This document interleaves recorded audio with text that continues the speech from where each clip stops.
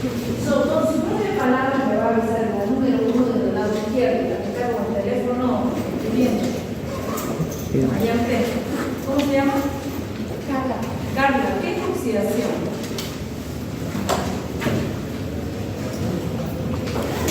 Cuando se pierde el electrón. ¿No sabe? De acá está la fila, la número 1 derecha, la que está de. Por eso quiero la lista, ¿por dónde va la lista? ¿Quién no tiene la lista? ¿Quién va a faltar esto acá? Su nombre porque son los primeros de la lista.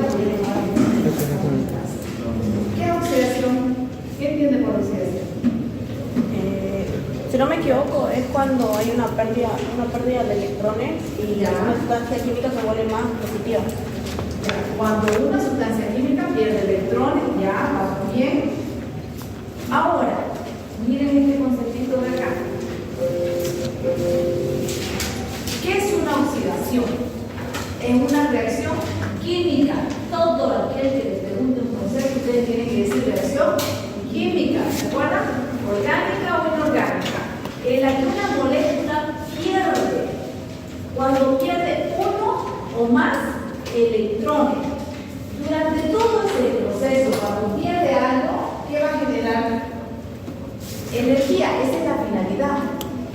Pierde una sustancia, un electrón, o 2 electrones, o 3 electrones, esta sustancia se va a oxidar. Y al oxidar, ¿qué va a hacer? Va a transferir esos electrones a otra molécula. Por lo tanto, yo puse ahí abajo, miren, salió mal. Por ejemplo, era el hierro más 2. ¿Con cuánto funciona el hierro en la molécula de valencia de metales? ¿Se acuerdan? A ver, ¿quién me dice todo pasado colegio? ¿Cuánto es la valencia del hierro? Más 2 más 3. Más 2 más 3. ¿Ves? Hierro más 2 más 3. Cuando el hierro pierde un electrón, es decir, va a perder un protón, en este caso, se va a oxidar. ¿Y con qué normalmente se oxida en el medio ambiente? Con el oxígeno. Entonces va a perder un electrón y esa es la oxidación. Pero ahora lo vamos a relacionar. ¿Qué son las oxidaciones biológicas ahora? Conjunto de reacciones químicas, siguen siendo, mediante las cuales las células van a transferir, ¿qué cosa? Electrones desde los nutrientes combinados con el oxígeno, que va a ser el agente oxidante. Cuando preguntemos cuál es el agente oxidante en un proceso de oxidación, el oxígeno, que va a liberar energía. Y la energía en el cuerpo humano se llama, se demuestra en forma de ATP, ¿no? Adenosina trifosfato. Pero ahora voy a poner esta imagen de acá. Muy bien, todavía acá. Esto vamos a explicar enseguida. ¿Cuáles son las características de esta oxidación? Por ejemplo, yo digo, ¿cuáles son las características de los estudiantes de segundo año de medicina? Yo voy a decir, todos tienen aproximadamente entre 18 y 23 años, por ejemplo. Todos, la gran mayoría son de Santa Cruz. Yo hablo de esas características, ¿no ves? Todos tienen más o menos la materia en segundo año de, no sé, anatomía. ¿Cuáles son las características que debe presentar para que haya esta oxidación biológica? ¿Dónde ocurre primero la oxidación? ¿En el cuerpo humano? En la mitocondria. No se van a olvidar que la mitocondria es como la planta de energía en el cuerpo humano. Entonces, para que haya esta característica, tiene que haber una mitocondria. ¿Qué va a requerir? Enzimas. Las enzimas, ¿qué función cumplen en el cuerpo humano? Son catalizadoras. Un catalizador puede acelerar o desacelerar una reacción. No es que siempre acelera, puede acelerar o desacelerar una reacción. Participan, ¿qué cosa? Coenzimas transportadoras de electrones. Hay ciertas enfermedades que luego voy a mostrar igual por la deficiencia de ciertos cofactores. Por ejemplo, hay alguna vitamina que actúa como una coenzima. La vitamina B1.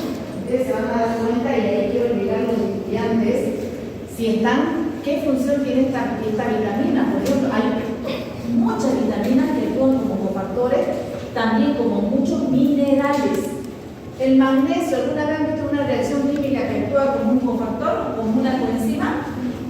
Sí, el magnesio sí. Ahora, son fundamentales todo este proceso de oxidación biológica para que haya vida. No hay vida cuando no hay oxidación biológica. Hasta ahí quiero preguntar, ¿qué es una oxidación? No estoy diciendo oxidación biológica. ¿Qué es una oxidación? A ver, ¿qué es una oxidación? ¿Ya? Pierde electrones ¿para qué? Para generar energía. ¿Y quién es el agente oxidante? El oxígeno. Ahora, ¿qué es una oxidación biológica? ¿Qué dijimos? También sigue siendo una reacción bioquímica, pero cuando el nutriente, ¿qué hace? Transfiere un electrón, porque al transferir, ¿qué va a hacer? Va a perderlo, ¿eh? ¿Para qué? Para generar ¿qué cosa? ATP. ¿Sí? Ahora, esas oxidaciones tienen características, ya les dije, tiene que haber una mitocondria, tiene que haber participar las enzimas para que acelere o desacelere, y puede haber la presencia de coenzimas transportadores de electrones. Hasta ahí me van siguiendo, ¿sí? Ahora, si ustedes observan allá, esta es la realidad. Todos comemos, ¿no ves? ¿Quién no nos sobra? Escucha, ¿quién me llama? ¿No me hace calor? ¿Sí, no ves?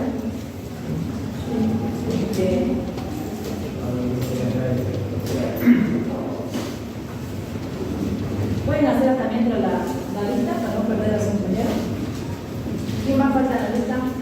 ¿Hay más? ¿Cómo quedan bien?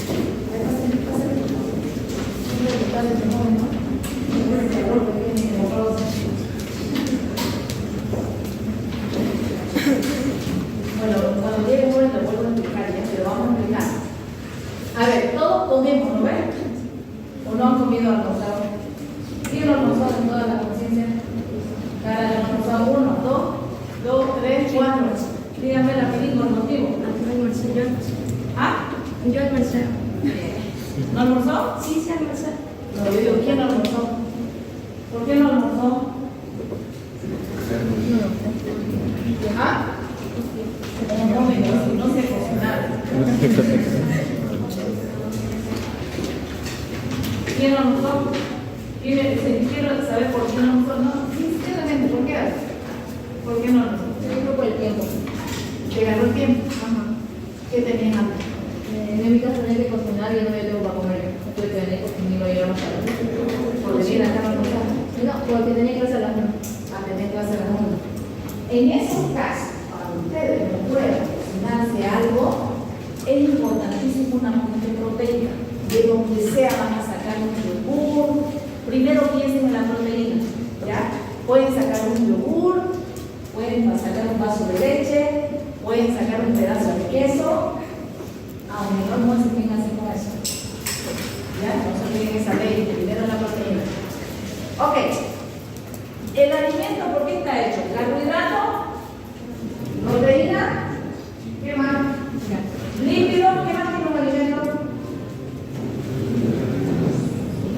Carbohidrato, proteína, lípido, fibra, agua, vitamina y mineral. ¿Sí o no?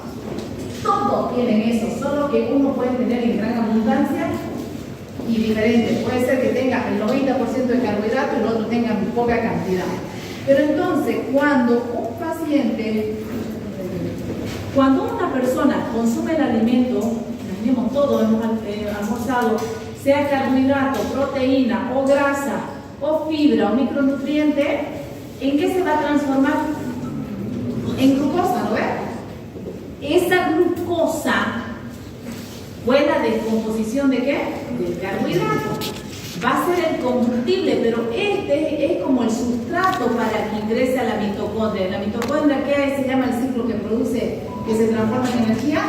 El ciclo de Krebs. Entonces, ingresa la glucosa al ciclo de Krebs para transformarse en ATP, la forma energética. ¿Y qué son los ATP? Fuente energética. En otras palabras, se le dice las monedas energéticas. Ahora, estas monedas energéticas sirven para que funcione el corazón, cerebro, músculo y órganos y tejidos. Si yo no le doy energía en forma de glucosa al organismo, ¿qué va a ocurrir? ¿Qué pasa cuando yo no tengo fuente de energía? A través de un carbohidrato. ¿De dónde viene la energía? Va a degradar la proteína. Pero ¿cuál es la desventaja que una persona consuma proteína como fuente energética? ¿Se acuerdan? Hemos avanzado.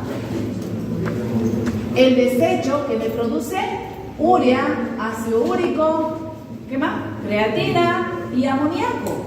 ¿Sí?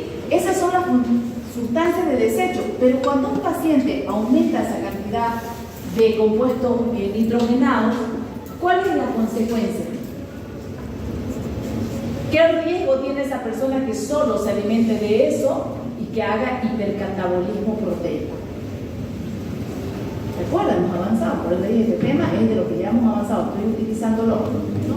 ¿Qué enfermedad puede causarme? A ver, usted es médico y viene un paciente y le dice, ¿sabe qué? No comí nada, me encerraron, supieron esta última noticia. Por eso le digo, en esta vida está pasando tantas cosas desastrosas. Han encerrado a un niño durante 12 días. Imagínense un niño sin 12 días que es casi medio muerto. Ok, llegó a su consultorio o a su hospital donde usted está. ¿Qué pasó en ese niño? Ocurrió un hipercatabolismo proteico.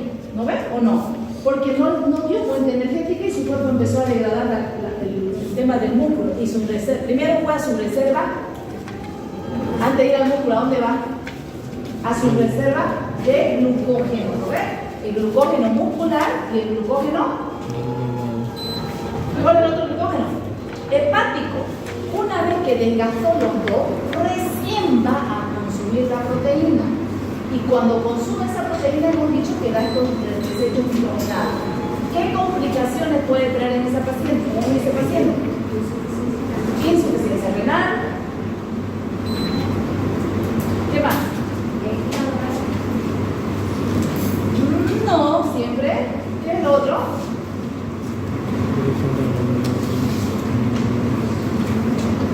¿Qué más?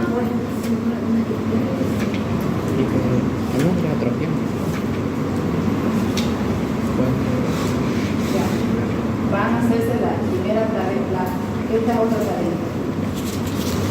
¿Qué enfermedad puede causar el hipercatabolismo proteico en un paciente, en una persona? Ustedes tienen que saber eso. ¿Hasta acá me entendieron? ¿Sí? Para que ocurra de que el alimento me dé como producto final ATP, necesita la oxidación biológica. Pero no todo es correcto en esta vida, ¿no ves? No todo sale perfecto. Por ejemplo, ahorita vamos a poner este ejemplo. Acá no tengo a todito. Hay unos que se han salido, no han venido, ¿no ves? Lo mismo ocurre en una reacción. Cuando hay una reacción, algunos en toda esa ruta se disparan, se escapan, y a eso se llama formar eros, radicales libres, que ahorita voy a hablar. Miren, ahora, cuando agarro todo este proceso metabólico, pueden haber dos tipos de metabolismo: el catabolismo y el anabolismo. Bueno, catabolismo, ¿qué era? La degradación de las moléculas, por ejemplo, una glucólisis, cis y cis también, ¿no es? De inclusión. Entonces, en una glucólisis, en una beta oxidación o en un ciclo de Krebs, porque el ciclo de Krebs me va a dar como producto energía, entonces va a degradarse un compuesto o un producto final. A eso se llama catabolismo. Y el anabolismo, cuando hay construcción de moléculas. Por ejemplo, la síntesis proteica, aquel que va y se consume bastante alimento hiperproteico, hipercalórico, forma la masa muscular. ¿Qué está haciendo ahí? Anabolismo, ¿no? Formando. La lipogénesis, la glucogénesis. ¿Génesis? ¿Qué significa génesis? Principio. ¿Qué más significa génesis? Formación, ¿no? Entonces, por eso en la Biblia está Génesis, primer libro, ¿no? Es el último libro. ¿Cuál es el primer libro de la Biblia? ¿Es el último? Sí. Ya. Hasta ahí me entienden. Entonces hay dos procesos. ocurre en el cuerpo. Si queremos si queremos degradar, ¿la degradación es buena en el cuerpo humano? Sí, porque me puede formar fuente energética. ¿El anabolismo es bueno en el cuerpo humano? Sí, hasta cierta parte. Porque si yo hago el catabolismo, si yo hago mucho catabolismo, ¿qué ocurre en un paciente? Va a llegar un momento que no va a haber la reserva que yo le doy de fuente energética, porque el sustrato, puede provocar ya un catabolismo excedente y me puede dar problemas en el cuerpo humano. Entonces, acá, esta es una imagencita de nutriente de energía, el ciclo de la vida. Digamos que ustedes hacen ejercicio. Todos hacemos ejercicio caminando, muy diferente del ejercicio de la actividad física. Entonces, todos hacemos ejercicio. El ejercicio es caminar, correr, se llegaron tarde a su materia, corrieron las gradas, eso es ejercicio. Pero actividad física, ¿qué era? Cuando es el mismo día, un horario, una disciplina que ustedes hacen. Entonces, en un ejercicio necesitamos fuente energética. ¿Qué necesitamos que ocurra? ¿Dónde ocurre? En la mitocondria. Esta mitocondria nos va a dar adenosíntrifosfato, que es la moneda energética. ¿Para qué? Para que haya movimiento. Cuando hay movimiento, tiene que estar conectado cerebro, corazón, ¿qué más? ¿Qué más creen? Cerebro, corazón y el músculo esquelético, ¿no? Para que haya movimiento general y que tenga una fuente energética. Entonces, es tan importante para que haya fuente energética la mitocondria. Ahora, consumimos carbohidratos. Todo ese proceso de oxidación metabólica que estamos hablando, por cada gramo de carbohidrato, dijimos que era 4 kilocalorías. Por cada gramo de proteína que consuman, 4 kilocalorías. Por cada gramo de grasa, 9 kilocalorías. Y el alcohol nos da energía también, que es 7 kilocalorías. No significa que el puro de alcohol va a aumentar. ¿Por qué? Porque ahora vamos a ver qué consecuencias trae el consumo de alcohol si le da fuente energética. Cuando un paciente hace dieta para poder controlar una obesidad, se le dice ahí, cuando usted escucha a un nutricionista, le dice 0 alcohol. No es porque 0, sino porque el alcohol va a dar fuente energética. En vez de que consuma un granito de arroz, por 1 ml de alcohol, el doble de calorías. Y va a tomar qué cosa, no va a tomar un vasito, entonces 7 kilocalorías. ¿Qué pasa cuando una persona consume alcohol? El metabolismo del alcohol se da en el hígado. Ahora, cuando una persona consume el etanol, aproximadamente del 90 al 95%, ¿dónde se metaboliza? En el hígado. Ese etanol se va a transformar en ¿qué? En acetaldehído. Este acetaldehído en acetato, que este es lo más peligroso, ¿sí? Y esto es lo que vamos a ver qué ocurre en ese hígado y qué enfermedad nos puede provocar. Ahora, la sustancia tóxica es acetato y acetaldehído. ¿Qué va a lesionar? Las células hepáticas. Y esto es lo que ocurre en el mismo que estoy hablando anteriormente, que se ingesta de alcohol. El alcohol, cuando se absorbe, cuando se consume, va a pasar el metabolismo en el hígado. Etanol transforma acetaldehído y luego acetato, ¿sí? ¿Me va a dar energía? Sí. Por cada ml que este hombre consuma, me va a dar 7 kilocalorías. Pero el acúmulo de este acetaldehído va a provocar un estrés, va a provocar daños a nivel de las células hepáticas, de los hepatocitos. Pero este acetaldehído va a formar radicales libres que van a dañar a la proteína, a los lípidos, al código genético. Formando, ¿qué dijimos? Nosotros lo decimos rosanoeros, no hablar muy bien esto. Entonces, altera el metabolismo de las grasas. El hígado, ¿cuántas funciones cumple? Muchas, pero hay 3 importantes. ¿Cuáles son? 1, metaboliza Otro. Excreta la bilis. Otro. ¿Qué produce? Produce proteína transportadora. Y ahí tiene muchas funciones, pero estas tres quiero hablar en el proceso metabólico.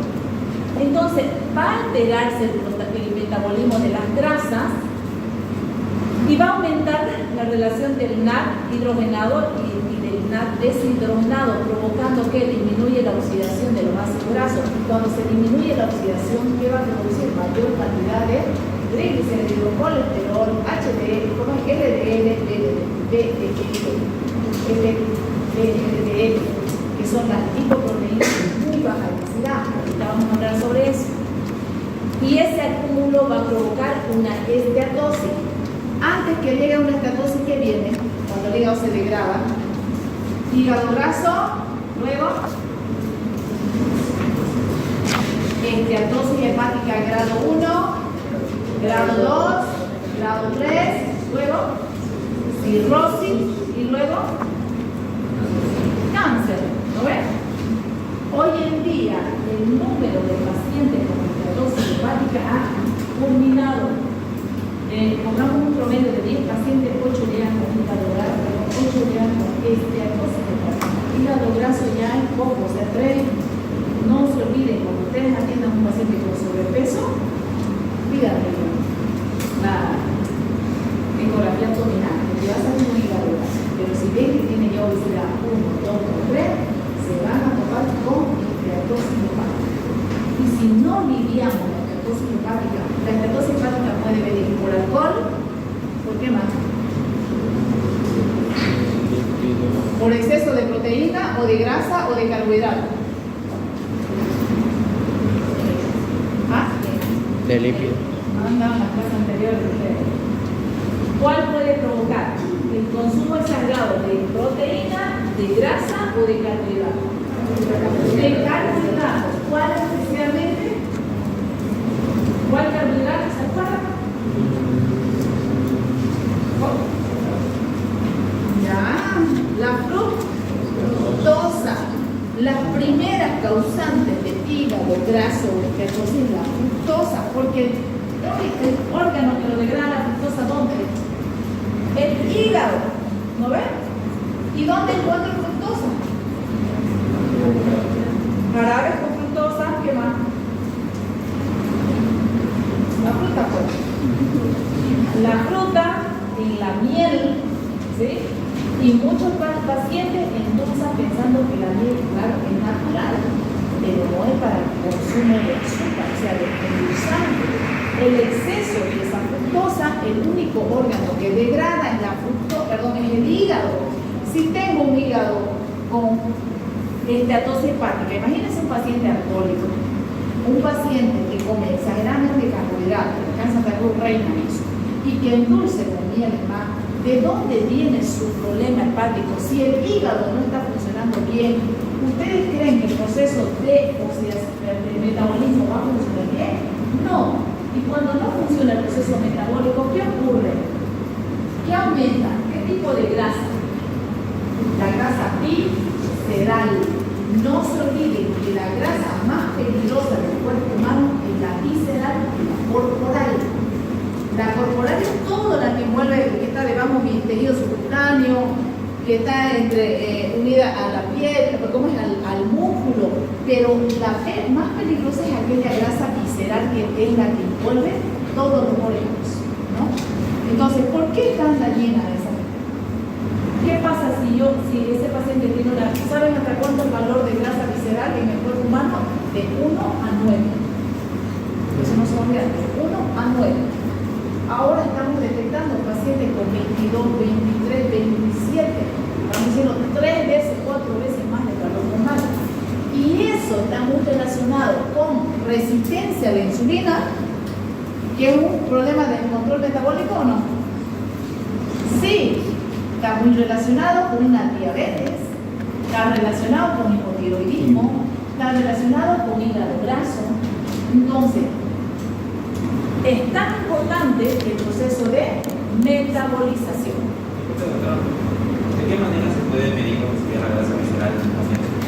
La grasa visceral se mide a través de dos métodos, la bioimpedancia o bien por glicómetros.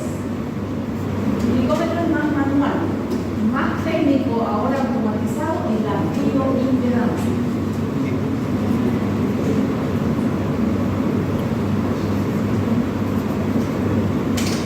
¿Hasta ahí vamos? ¿Por qué se acumula grasa en el hígado? ¿Por qué se acumula grasa en el hígado?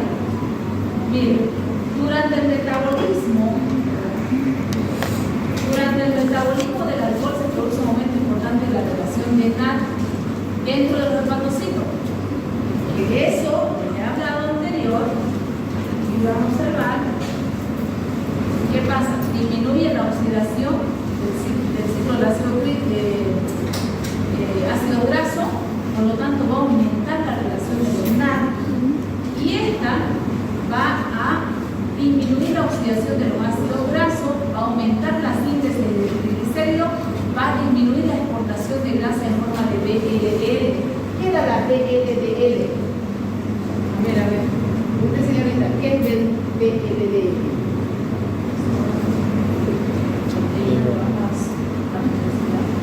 Lipoproteína de muy baja densidad, ya. ¿Qué función cumple? A ver, usted joven. ¿No está la lista? ¿Ya está lista? ¿Está lista? ¿Qué función cumple la VLDL? Ahí los compañeros que están ahí vestidos para hacer eso. ¿Qué función cumple esa lipoproteína? ¿Qué transportaba? Triglicéridos, colesteroles, o sea, son transportadores. Por lo tanto, si va a aumentar la síntesis de triglicéridos, va a aumentar en gran cantidad y esta va a disminuir. Entonces, ¿cómo vamos a transportar? Y por ende se va a acumular la grasa dentro del hepatocito. Como resultado, ¿qué va a aparecer? La esteatosis hepática alcohólica, que es muy diferente a la esteatosis hepática. Ustedes tienen que detectar qué tipo de esteatosis hepática. Un alcohólico grave la situación, que no solo va a crear esteatosis hepática, también va a venir una enfermedad que se llama el síndrome de Wernicke. ¿Han escuchado eso? Y acá quiero que ustedes tomen atención. Miren, no solamente en el alcohol, también llamado encefalopatía de Wernicke. Es una enfermedad neurológica causada por la deficiencia grave de ¿qué vitamina? B1, llamada tiamina. Constituye una emergencia médica. Cuando dice emergencia es para actuar rápido, ya que si no se trata rápidamente puede progresar a un síndrome. ¿Qué es el síndrome? Fíjense que saben. Un conjunto de síndromes, síntomas. Entonces, a un síndrome de Wernicke-Korsakoff, dejando secuelas permanentes de memoria e incluso causar la muerte. ¿Se dan cuenta? Y ahora les voy a contar esta experiencia. Ustedes saben que yo trabajo mucho con cirugía bariátrica de la obesidad. Todo paciente que se opera de una cirugía, una cosa es manga gástrica y otra cosa es bypass. Especialmente los de bypass, como tienen deficiencia nutricional en la absorción de macronutrientes y micronutrientes, porque cortan parte del intestino delgado, dependiendo si un obeso así, te cortan más largo, si pero en términos común, ¿ya? Si un obeso menos, cortan menos, pero ambos, basta que se operen de bypass para haber una deficiencia en la absorción. Y hay vitaminas exclusivas que se absorben a nivel del intestino delgado, ¿ves? ¿Dónde se absorben? ¿Dónde se absorbe más? ¿En el duodeno, yeyuno o hígado? Más se absorbe en duodeno y parte del yeyuno proximal. Esas son las vías donde más se absorben los nutrientes. Entonces, hay una grave deficiencia de vitamina B1 y muy pocos médicos la recetan. Operan y chao pescado. Por ejemplo, ahora se han lanzado 9 pacientes hemos lanzado. Potosí o uno viene y se operan, no sé, yo no entiendo, pero yo para ir a un puñero, digamos, tengo que pensar a dónde voy a ir. Pero hoy en día las personas están siendo muy lanzadas. Un día se preparan y quieren operarse. Se operan y se van y piensan que la cirugía va a solucionar la cosa. pero la consecuencia está cómo van a quedar a partir del cuarto mes de haber superado con las deficiencias de nutricional. Y una de ellas es la deficiencia de esta vitamina B1. Ahora, ese es un tipo de paciente que puede traer consecuencias como esta enfermedad, como esta enfermedad de Wernicke. Ahora, estudiantes como ustedes, preguntar, el consumo de vitamina B1 es imprescindible porque es una vitamina que nos ayuda al sistema neuronal. Por eso dice, la deficiencia de B1 ¿qué va a provocar? Enfermedad neurológica. Y miren acá. ¿Qué va a hacer? Ahora vamos a ver, ¿qué es la tiamina o vitamina B1? Una vitamina hidro o lipo. Todas las D que son hidro, ¿ves? La vitamina, todas las D que conozcan son hidrosolubles, y la vitamina C que la acompaña en hidrosoluble. ¿Cuáles son las vitaminas liposolubles? A ver, me conquista. ¿Saben que tienen preso acá y un este colegio que este curso?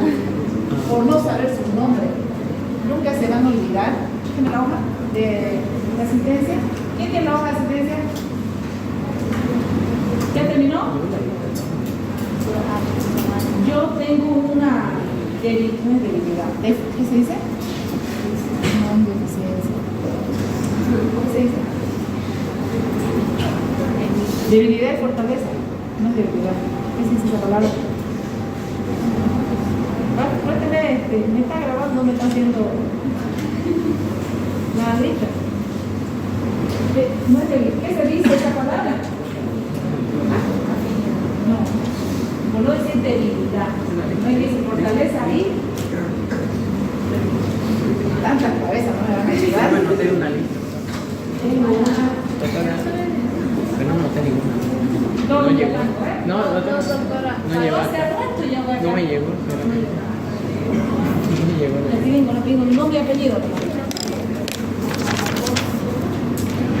Ay, no se me entra esa palabra. Cuando usted no es buena en algo, ¿qué se dice? No hay una palabra. Bueno, ya. Se dice una deficiencia. Debilidad y fortaleza. Ya tengo una debilidad. No me sé los nombres. No solo en ustedes, en todo. Y esa es mi frustración. Y veo yo como otros. Mi amor, eso importa. Traen manzana. Hay unos que están viendo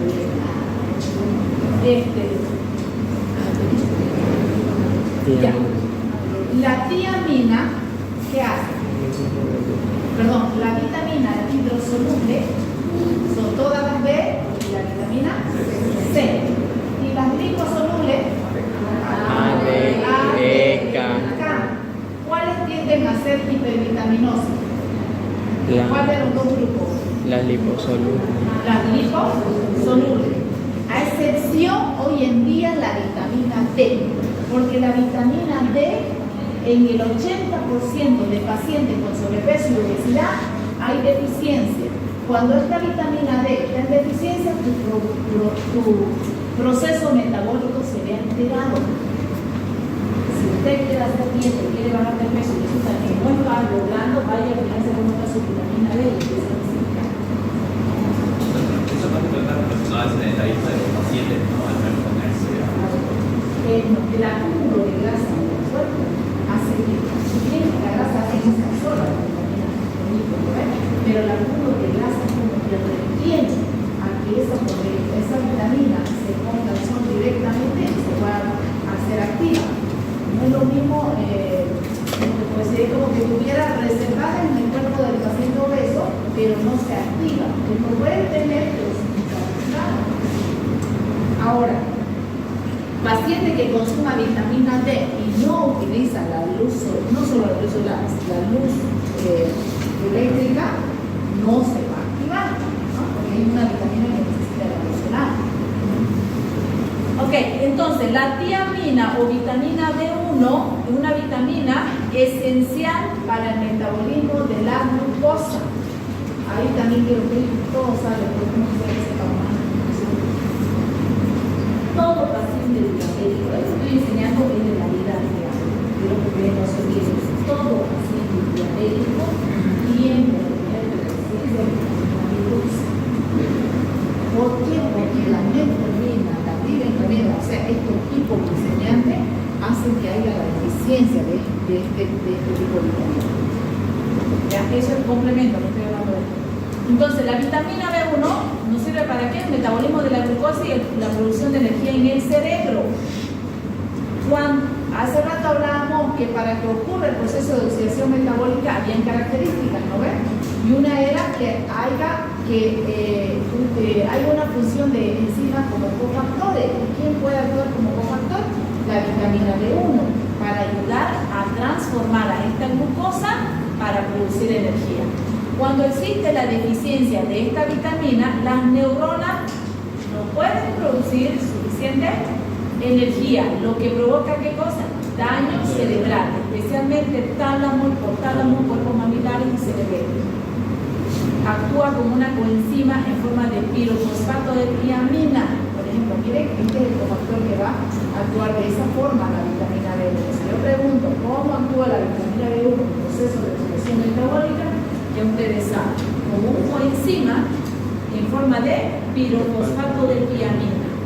¿Cuánto es la dosis diaria de esta vitamina? Es diferente en un niño, en un adulto, en una mujer gestante, en una mujer lactante y en adultos normales. Está un promedio en adultos normales como para ustedes, 1.2 miligramos al día. Eso es una dosis estándar. Pero si hay deficiencia, por ejemplo, un paciente con síndrome de enfermedad Wernicke, 1.2 sería saludo a la bandera. Ese es un valor normal en un paciente para prevenir deficiencia. Si preguntamos en el examen cuánto es la dosis para prevenir deficiencia, 1.2. Pero si ya tenemos a la patología, ustedes observen ahí, el tratamiento es intravenoso. Se recomienda administrar 500 miligramos intravenoso cada 8 horas durante 2 horas al día, luego 250 intravenoso al día durante 3 a 5 días, posteriormente a 100. Entonces, este es un esquema o un protocolo de administración. Después de eso, ese paciente no solo va a tener deficiencia de vitamina B1, sino que hay que corregir magnesio. Ya les había dicho, el magnesio actúa como un cofactor en todas las oxidaciones metabólicas, ácido fólico, B12, complejo B, rehidratación y corrección de alteraciones cerebrales.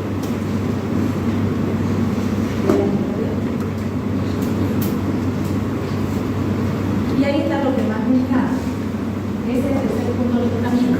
Soporte nutricional. Dieta rica en proteínas, carbohidratos complejos. ¿Cuáles son los carbohidratos complejos?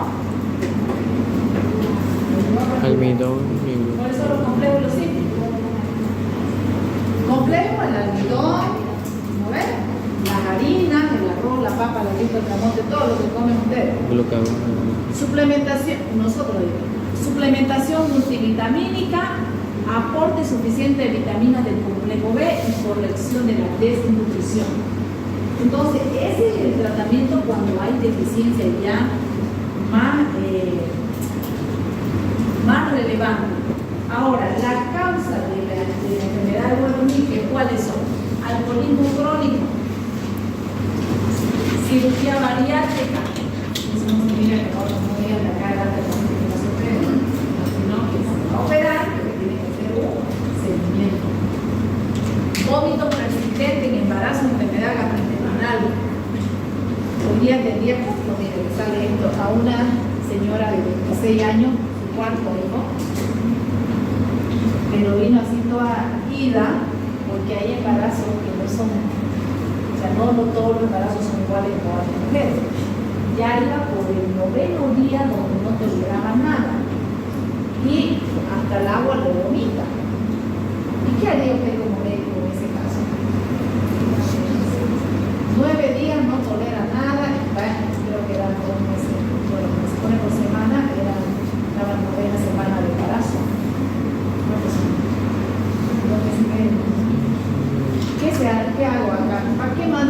nutrición? A ver, díganme.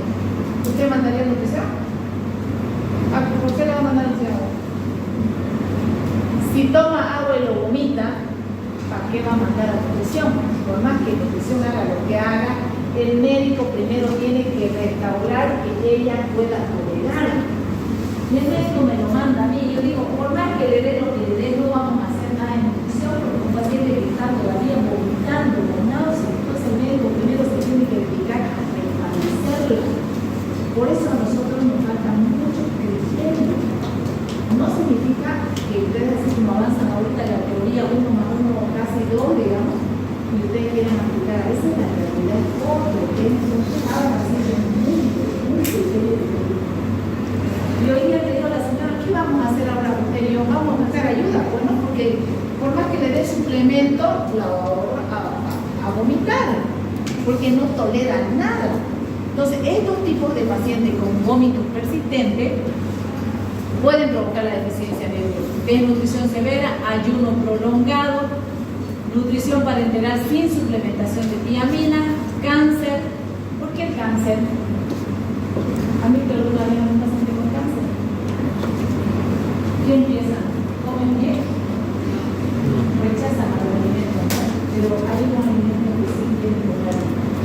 ¿Cuáles son? Ellos tienden a tolerar más cantidades. Por ejemplo, cuando están internados, están recibiendo ya su niño, lo primero que ellos dicen son las saladas de fruta, por ley, la mayoría. Muy pocos reciben, toleran la alimentación porque ellos tienen la deficiencia de zinc en mayor nivel. El zinc me sirve para qué? El que me trae apetito, o sea, aumenta el sabor del paciente, las ganas de comer, mejora el sabor del paciente, la comida. Ellos tienen a tender a perder el zinc. Y estos pacientes con cáncer, al no consumir un alimento salado, normal, microorgánico, van a tener deficiencia de vitamina B1. Pacientes con diálisis, quiero decir, no sé, renales dializando, trastorno de absorción intestinal. No se olviden que estos tipos de enfermedades van a tener probabilidades de tener el síndrome de ya saben las características. Y la enfermedad de Wernicke, y el síndrome es Wernicke-Korsakoff.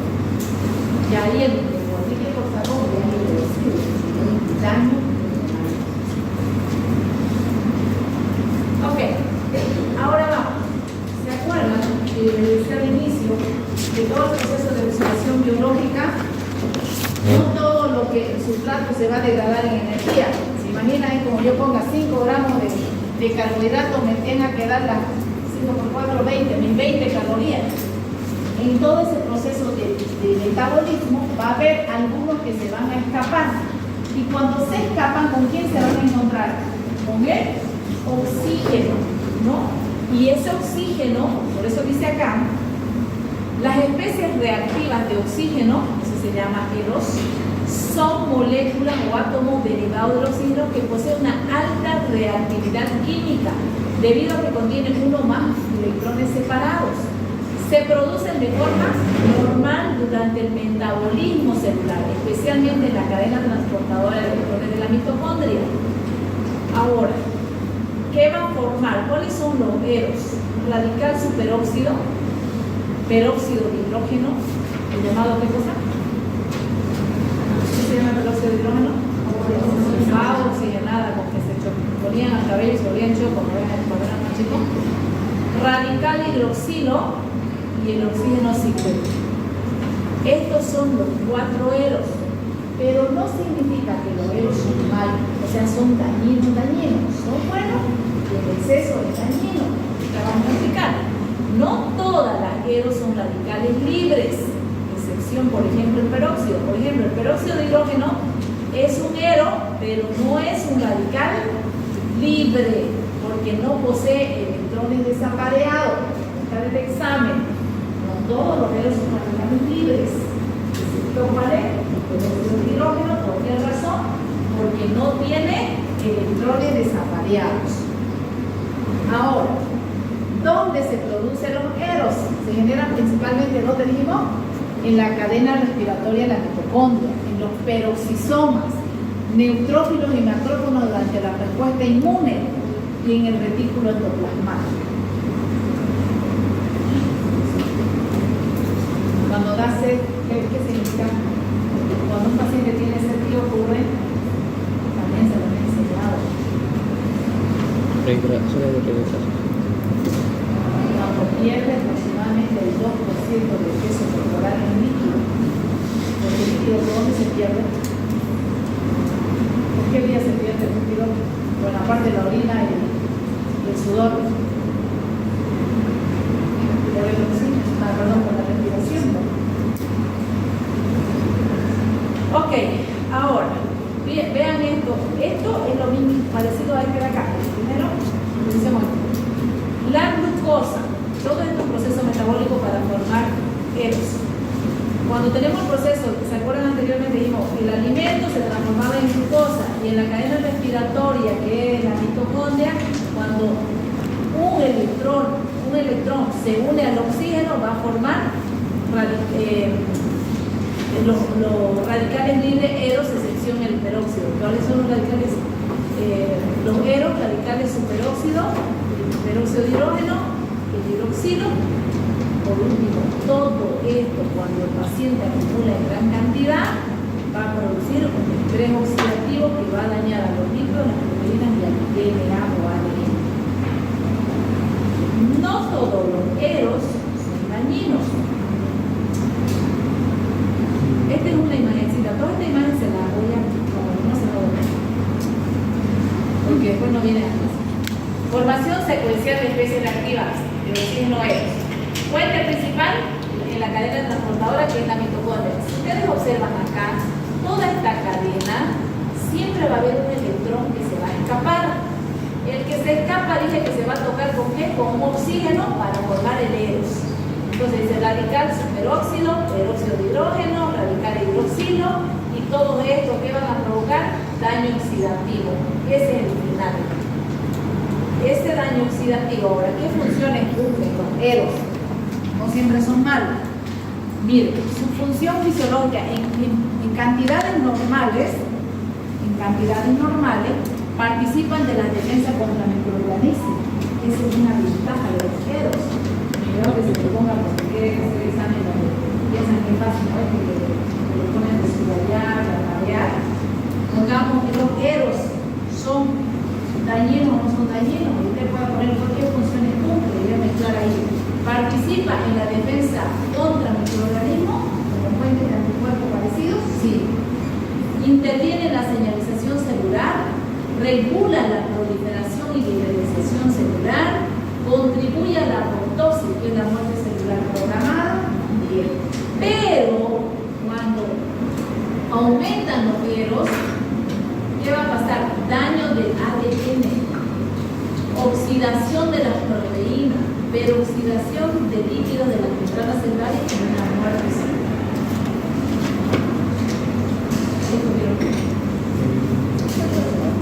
¿Qué dice?